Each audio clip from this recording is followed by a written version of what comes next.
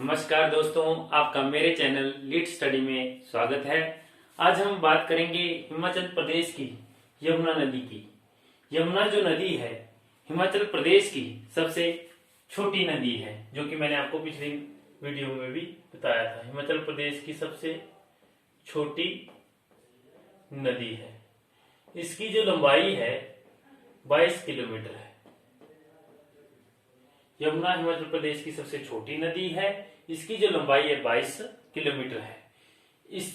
यह हिमाचल प्रदेश की सबसे दक्षिणतम नदी है। हिमाचल प्रदेश की सबसे दक्षिणतम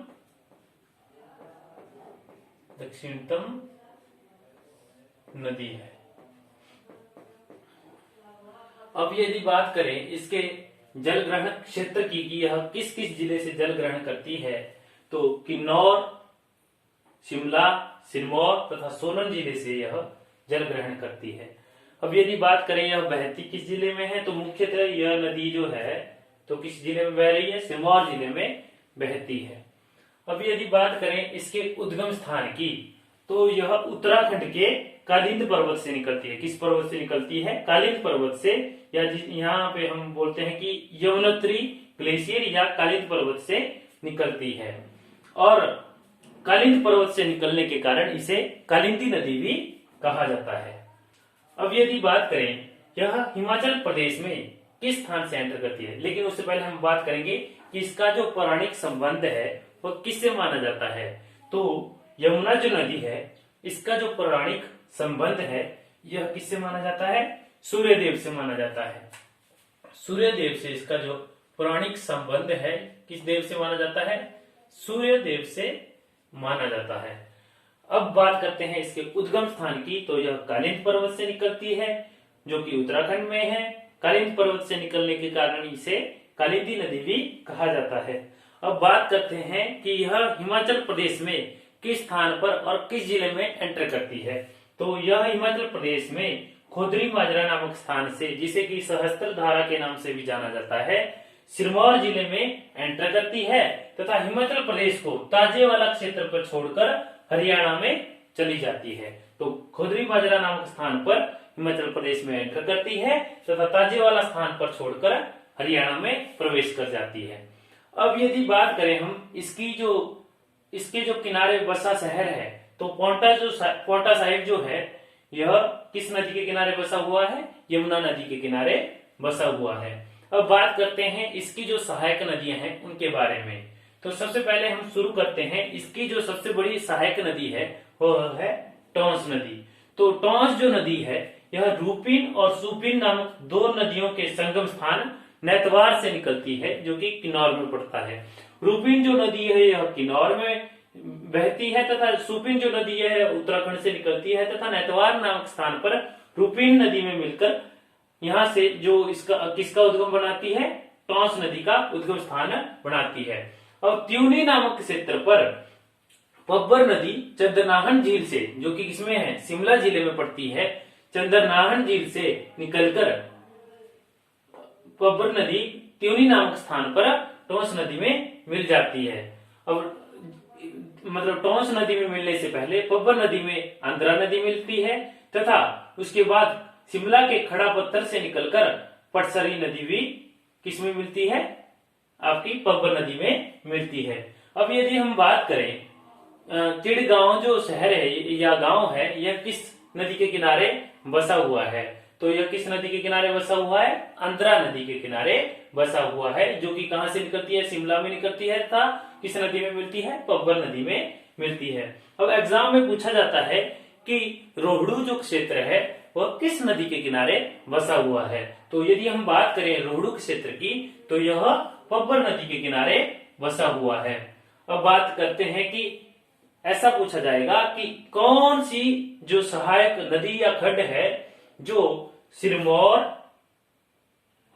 उत्तराखंड तथा शिमला के बॉर्डर पर, सिरमौर, उत्तराखंड तथा शिमला के बॉर्डर पर किसमें मिलती है? टॉन्स नदी में मिलती है। तो मीनस जो खड्ड है, मीनस खड्ड, यह सिरमौर, शिमला तथा उत्तराखंड के जो क्या बोलते हैं बॉर्डर पर किसमें मिलती है? टॉन्स नदी में मिलती है। और अंत में खोदरी माजरा नामक स्थान पर जो है हमारी टॉन्स नदी किस में मिल जाती है, यमुना नदी में मिल जाती है। इसके बाद आगे होते हुए इसमें अगली जो इसकी सहायक नदी मिलती है वह गिरी नदी है। तो गिरी जो नदी है यह शिमला की कुप्पर चोटी से निकलती है तथा इसके बाद इसमें अश्विनी खड्ड जो कि शिमला से निकलती है तथा सोलन से होते हुए इसमें प्रवेश करती है या मिलती है। सोलन तथा शिमला के बॉर्डर पर किस में मिलती है, आपकी क्या बोलते हैं, गिरी नदी में मिलती है। अब बात करते हैं धारटी से निकलने वाली जलाल नदी की। जलाल नदी की यदि बात करें तो इसे सिरमौर की लाल नदी भी कहा जाता है। क्या कहा जाता है, सिरमौर की लाल नदी किसे कहा जाता है, जलाल नदी को। तो जलाल नदी धारटी नामक क्षेत्र से निकलकर किस नदी में मिलती है, गिरी नदी में मिलती है।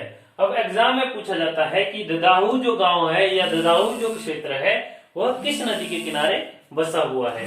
तो ददाहू यदि क्षेत्र की हम बात करें तो यह किस नदी के किनारे बसा हुआ है, गिरी नदी के किनारे बसा हुआ है।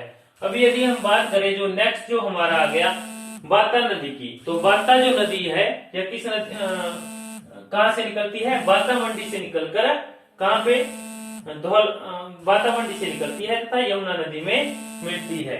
अब बात करें एग्जाम में पूछा जाता है कि धौला कुआं किस नदी के किनारे स्थित है। तो धौला कुआं ये आ गया, धौला कुआं हमारा किस नदी के किनारे स्थित है, बाता नदी के किनारे स्थित है। अब बात करते हैं मारकंडा नदी की, तो यह सिरमौर जिले से निकलती है और इसी के किनारे सुकेती जो जीवाश्म उपवन है या सुकेती वन्य जीव अभ्यारण्य है एक, किस नदी के किनारे बसा, या सुकेती जो झील है ये किस नदी के किनारे बसी हुई है या किस नदी के किनारे है, मारकंडा नदी के किनारे स्थित है। अब कालिंद पर्वत से निकलने के कारण मैंने आपको बताया था कि यमुना नदी को कालिंदी नदी भी कहा जाता है। तो कालिंदी नदी कहने के कारण इसके जो आसपास की जो जाति है उसे क्या कहा जाता है, कनैत कहा जाता है या कुलिंद कहा जाता है। वर्तमान में यदि हम बात करें तो वर्तमान में कुलिंदों को क्या कहा जाता है, कनैत कहा जाता है। अब यदि मेन जो इससे जो टॉपिक बन रहे हैं उनकी मैं बात करूं या क्वेश्चन की बात करूं तो सबसे पहले किस नदी का पुराना नाम कालिंदी नदी है, यमुना नदी। यमुना नदी हिमाचल प्रदेश में कहां से एंटर करती है, खोदरी माजरा से, और हिमाचल प्रदेश को कहां छोड़ती है, ताजेवाला क्षेत्र पे छोड़ती है। यमुना नदी की सबसे जो लंबी सहायक नदी है वो कौन सी है, तो टॉन्स नदी है। अब यदि बात करें हम चिड़गांव किस नदी के किनारे बसा हुआ है, तो आंध्रा नदी के किनारे बसा हुआ है। रोडू किस नदी के किनारे बसा हुआ है, तो यह पब्बर नदी के किनारे बसा हुआ है। यदि हम बात करें कौन सी नदी हिमाचल प्रदेश के सिरमौर जिले को दो बराबर भागों में बांटती है, तो गिरी जो नदी है यह हिमाचल प्रदेश के सिरमौर जिले को दो भागों में बांटती है। अब जीवाश्म उपवन जो सुकेती है, भारत का प्रथम जीवाश्म उपवन है या फॉसिल पार्क है, यह किस नदी के किनारे स्थित है, तो यह मारकंडा नदी के किनारे स्थित है। सिरमौर की किस नदी को लाल नदी के नाम से जाना जाता है, तो जलाल नदी को किस नाम से जाना जाता है, सिरमौर की लाल नदी भी कहा जाता है। तो धौला कुआं किस नदी के किनारे स्थित है, बाता नदी के किनारे स्थित है। तो इसी के साथ हमारी यह वीडियो यहीं पे समाप्त होती है। अगली वीडियो में हम अगली नदी के बारे में चर्चा करेंगे। तब तक के लिए धन्यवाद। इसी तरह मुझे सपोर्ट करते रहें तथा मेरे चैनल को लाइक और मेरी वीडियो को लाइक तथा चैनल को सब्सक्राइब करते रहें। धन्यवाद।